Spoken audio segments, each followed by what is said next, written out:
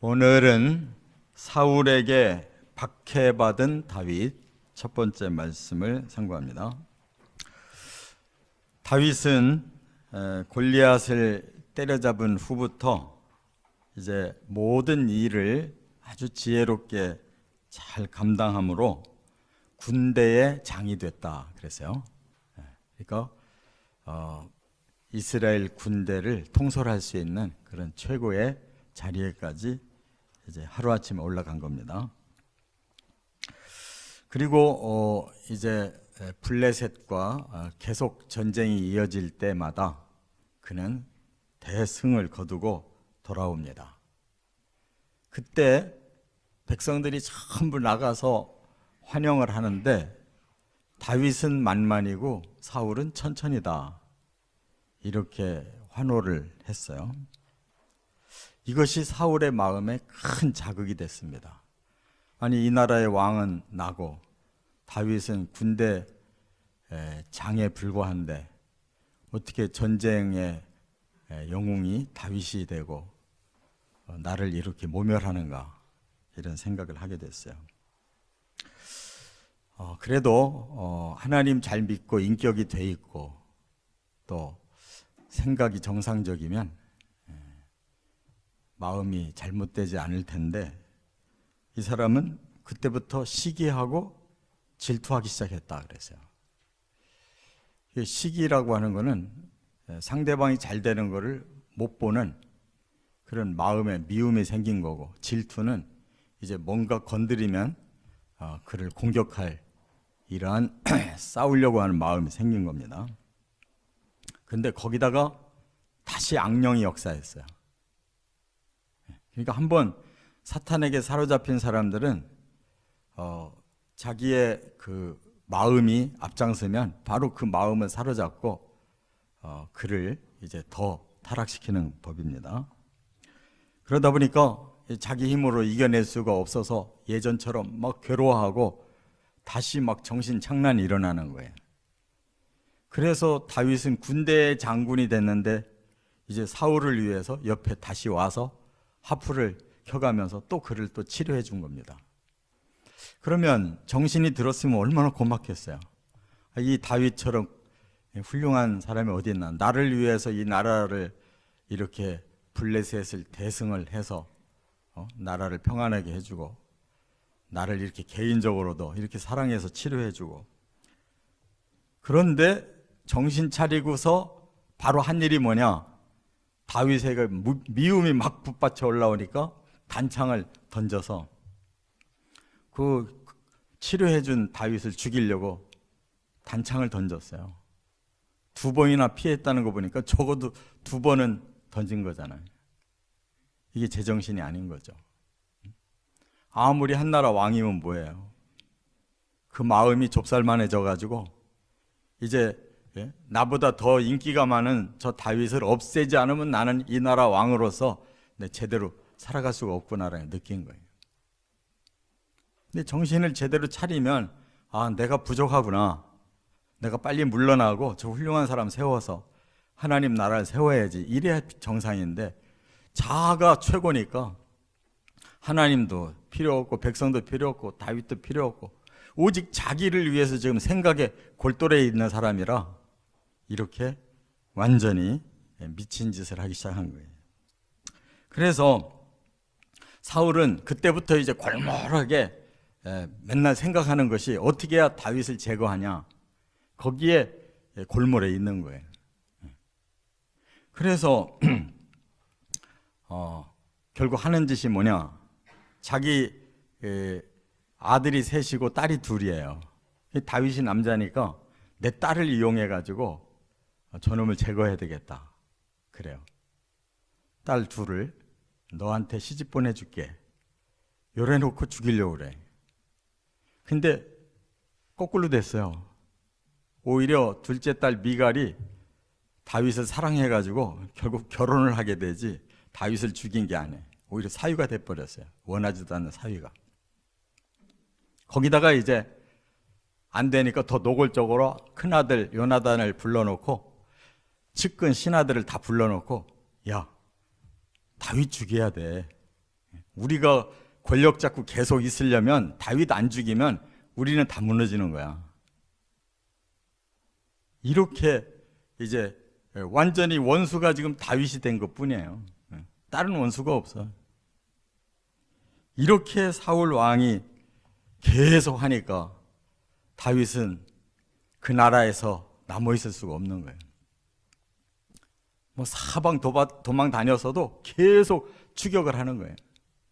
그래서 할 수 없이 원수의 나라 블레셋에 망명을 해서, 왜냐하면 거기는 못 쳐들어오니까, 사울의 군대가 그 안에 못 들어오니까 이렇게까지 박해를 받게 됩니다. 그래서 제가 오늘은 이제 첫 번째 말씀 나누고, 또 오늘 밤에 고난 예배 때 두 번째 말씀, 어떤 박해가 더 심하게 일어났는 걸 상고하려고 그래요. 자, 오늘 먼저 세 가지 박해를 상고합니다. 첫째, 사무엘상 18장 17절부터 30절까지 보면 딸들을 이용해 다윗을 제거하려고 했다 하는 이 사건을 자세하게 소개하고 있어요. 큰 딸이 메랍이라는 딸이에요. 다윗을 불러가지고 하는 말이, 너 왕의 딸을 맞이하면 어떻게 되는지 알지? 너 부마가 되는 거야. 그런데 조건이 하나 있다.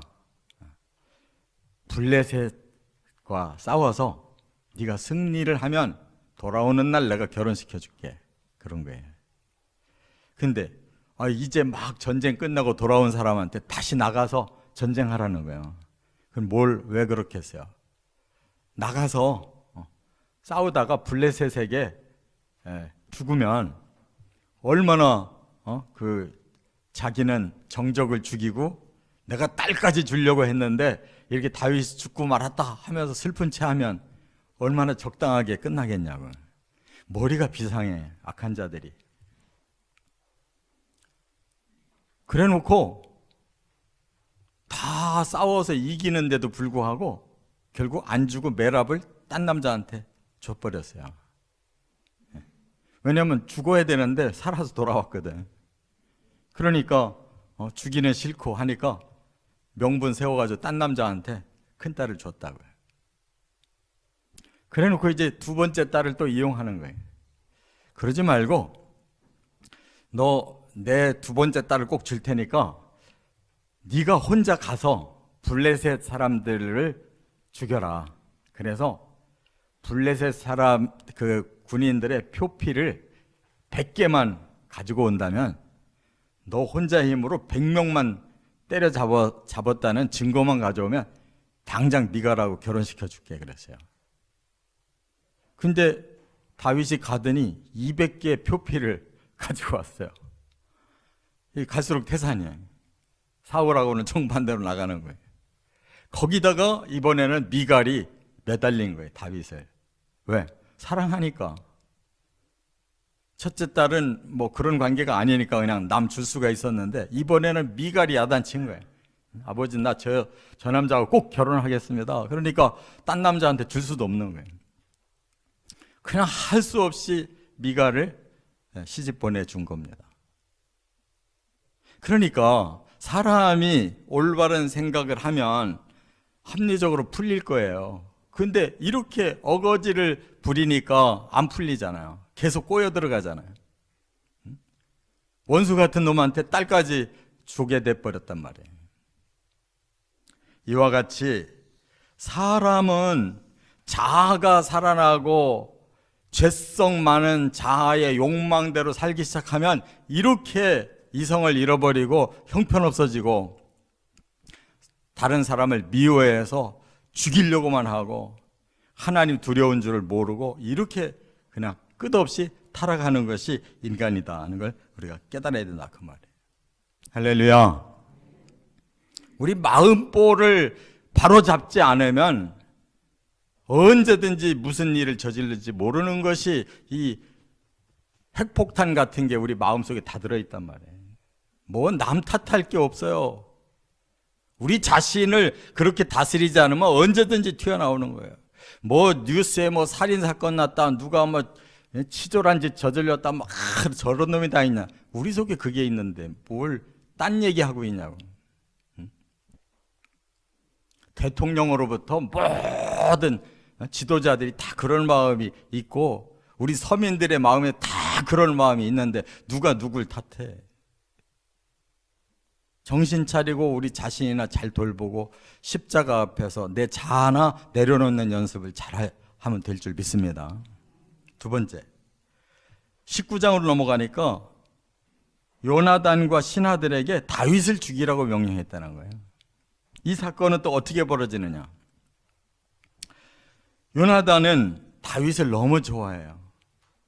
그래서 심지어 이제 다윗을 사랑했다고 그랬어요.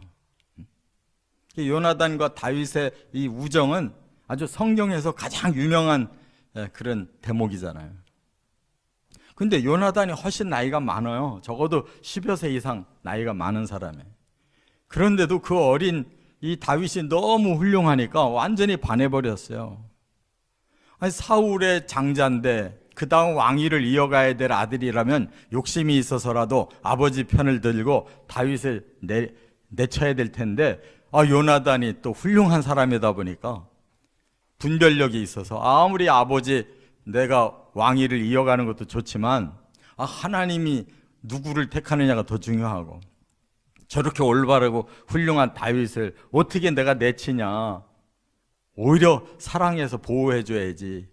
이 부자지간의 생각이 이렇게 달라요. 사람은 완전히 별개인 거예요. 아무리 피를 나눴어도 별개. 아버지의 자아가 다르고 아들의 자아가 다른 거예요. 아버지는 그 자아가 타락했어도 자식 요나단은 그 자아가 훌륭한 거예요. 이게 개별적으로 구원받고 개별적으로 멸망당하는 거예요. 그래서 요나단은 오히려 아버지한테 항의를 해요. 아버지, 블레셋을 누가 물리쳤습니까? 아버지의 나라를 누가 평안하게 만들어줬습니까? 어떻게 그렇게 공헌을 한 이 다윗을 왜 아버지는 자꾸 죽이려고 하십니까? 하고 막 매달려가지고 그냥 아버지에게 간절하게 그렇게 충언을 하니까 이제 정신이 좀 들은 거예요. 그래, 내가 잘못했구나. 내가 바르게 다스릴게. 그래서 넘어간 줄 알았는데 그게 아니에요. 다시 악령이 막 들어가서 역사를 하니까 막 미칠 지경이 된 거예요. 그래서 다윗이 와서 수금을 타주고 이렇게 보호를 해줬는데 그날 단창을 2번이나 던져서 죽이려고 한 거란 말이에요. 아들 요나단에게도 금방 이제 바르게 하겠다고 하더니만 악령이 들어가니까 그냥 다윗이 그를 고쳐주고 도와줘도 그냥 죽이려고 이렇게 단창을 2번이나 던졌단 말이에요. 그래서 이제 다윗은 가까이 할 수가 없는 거예요. 분명히 사울이 자기를 죽이려고 한다는 걸 알고 도망갔어요. 그리고 개인적으로 요나단을 만나서 이제 상의를 하는 거예요. 내가 아버지를 잘 모시려고 하지만 이렇게 아버지가 나를 죽이려고 단창을 던지는데 내가 어떻게 가까이 있냐. 그랬더니 요나단이 그래, 그렇다면 걱정하지 마라. 내가 아버지한테 다시 확인을 하고 정 아버지의 마음이 변치 않고 너에 대해서 그런 미움이 있다면 너한테 알려줄게. 네가 안전하게 도망가도록 해줄게. 그러고서 요나단이 다시 설득을 하니까 이번에는 요나단에게 단창을 던졌단 말이에요. 미쳐도 보통 미친 게 아니잖아요. 자식 요나단이 자기 말을 거역한다고 자기를 오히려 거꾸로 이렇게 충언한다고 기분 나쁘다고 단창을 아들한테 던졌다고. 요나단도 피해서 살아난 거예요.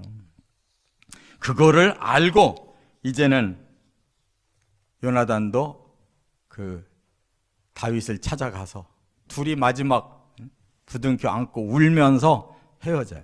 이게 석별의 정인데 나중에 딱 한 번 만나요. 요나단이. 그리고 마지막 블레셋과의 전쟁에서 아버지와 요나단이 함께 죽게 된 겁니다. 그러니까 이게 얼마나 슬픈 일이에요. 이와 같이 부자지간이라도 자아가 서로 다르다는 거. 그 부모의 좋은 점이 자식에게 이어지면 좋겠고 부모의 나쁜 점은 자식에게 내려가지 않았으면 좋겠는데 그 모든 것이 다 각각이라는 거예요. 세 번째, 사무엘상 21장으로 넘어가니까 계속 추격을 함으로 블레셋의 망명에 살았다 하는 것입니다. 그래서 다윗이 도망간 것이 어디냐? 노비라는 곳으로 도망갔어요. 그 놉은 임시 하나님의 성소가 있는 곳이에요.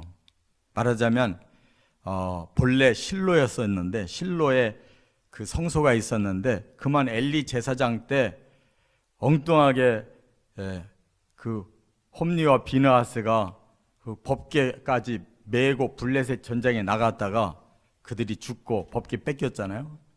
근데 법궤를 다곤 신전에다 놨더니 오히려 다곤 신이 계속 쓰러지는 거예요. 그들이 나중에 이 법궤 때문에 법궤의 신이 우리 다곤 신을 이렇게 재앙을 줬구나 그래가지고 그들이 이제 보내잖아요. 그래 기앗 여아림이라는 곳에 법궤는 돌아와 있는데 임시 그 성소는 노베라는 곳에 있고 거기에 이제 대제사장이 살고 있는데 그리로 도망간 거예요. 왜 그리로 갔을까? 다윗은 하나님의 사람이기 때문에 하나님의 전으로 도망가서 거기서 대제사장에게 하나님 뜻을 물어보려고 간 거예요. 제가 어떻게 하면 좋겠습니까? 갔는데 그곳에서 너무 배가 고파서 진설병을 얻어먹었어요. 제사장이 준 거를. 근데 이 진설병은 제사장만 먹는 거예요. 근데 그것이 하도 배가 고프니까 먹을 거 달라니까 이거밖에 없다. 그런데도 그가 먹고 안 죽었어요. 그 예수님이 그걸 비유로 말씀하셨어요. 봐라, 상황이 그럴 때 율법을 어겨서도 죽지 않았지 않냐. 그러니까 하나님의 율법은 그 정신을 배우는 게 중요하지 그 의식이 절대적인 게 아니라는 걸 예수님이 가르쳐줬거든요. 그 다윗 시대에도 다윗도 율법 어겨서 살았다고. 근데 그게 이제 지금 중요한 게 아니고, 그래서 거기에서 자기가 골리앗 때려잡고 그 칼을 바쳤었는데 그 칼이 그 노베에 있었단 말이에요. 그래서 그 칼을 이제 받아가지고 그가 어디로 갔어요? 블레셋 지경으로 돌아간 거예요. 망명을 한 거예요. 더 이상 이스라엘 지경에는 살아있으면 계속 추격해가지고 못 견딜 걸 알고 넘어간 것이다, 그 말이에요. 그런데 얼마 뒤에 소식이 왔어요. 그 노베 제사장 85명과 가족과 모든 가축들이 다 죽었다는 거예요. 왜? 거기에 간첩 같은 놈이 하나 있었거든. 도액이라는 사람이 이 사울 왕의 이 가축을 다 관리하는 사람이었어요. 근데 어떻게 거기에 왔다가 그 광경을 본 거예요. 제사장과 다윗이 그렇게 논의하고 있는 걸 보고 그가 쪼로로 사울 왕한테 가가지고 일러버렸어요. 그래서 사울 왕이 군대를 보내서 와보니까 다윗은 없어요. 그러니까 그 화풀이를 누구한테? 제사장들한테 한 거예요. 이놈들 다 죽여라. 근데 군인들이 못 죽여요. 겁나서. 하나님의 종들을 왜 죄 없는 종들을 왜 죽이냐고 다 못 죽이고 있으니까 그냥 도액이 나서가지고 다시 한번 사울한테 충성을 다하려고 다 죽인 거예요. 거기서 한 사람 살아가지고 다윗한테 도망와가지고 그 일을 말하니까 다윗이 얼마나 가슴을 아파하는지. 근데 문제는 더 큰 문제가 생겼어요. 블레셋에 망명을 해서 갔는데 블레셋 군인들이 다윗을 알아본 거예요. 저 사람이 우리를 쳐 죽였을 때 자기 백성들이 만만이라고 외쳤던 그 장수라는 거예요. 꼼짝도 없이 적진에 들어가 죽게 생긴 거예요. 그래서 다윗이 퍼포먼스를 했어요. 어떻게? 갑자기 침을 질질 흘리고 막 미친 채를 한 거예요. 그러니까 사람들이 그렇지, 미쳤으니까 여기로 오지, 안 미친 놈이 어떻게 여기로 오겠냐, 적진을 뭔 맘으로 오겠냐. 왕이 저놈 그냥 놔둬라, 폐인됐다 놔둬라. 그 바람에 살아났다고요. 그러니까 이런 거짓말을 해도 되는가 봐요. 하나님 하나도 탓하지 않으셨어요. 악한 자에게 위험해질 때 약간 거짓말을 해도 되는 거야 봐요. 아무튼 다윗이 이렇게 이제 겨우 20 정도 된 젊은이가 뭐가 그렇게 대단하다고 사울이 미워가지고 이렇게 죽이려고 하니까 결국은 그가 10년 동안이나 계속 도망다녀요. 블레셋을 2번이나 망명을 했다고. 살아보려고. 모압까지 가서 부모를 모셔놓고 돌아오고, 저 광야를 이리저리 헤매고 동굴 속에서 이리저리 돌아다니며 살았단 말이에요. 그 최후 승리는 누구? 다윗이었어요. 하나님의 편에 서는 사람이 최후 승리를 거두는 것입니다.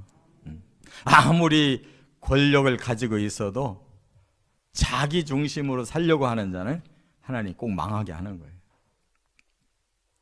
우리가 깨달아야 될 거, 다윗과 같은 믿음, 다윗과 같은 인격, 다윗과 같이 기도하고 하나님이 원하는 대로만 순종해 살아가면 하나님이 지켜주시고 하나님이 승리케 하신다는 거 믿고 그대로 이루어지기를 주의 이름으로 축원합니다.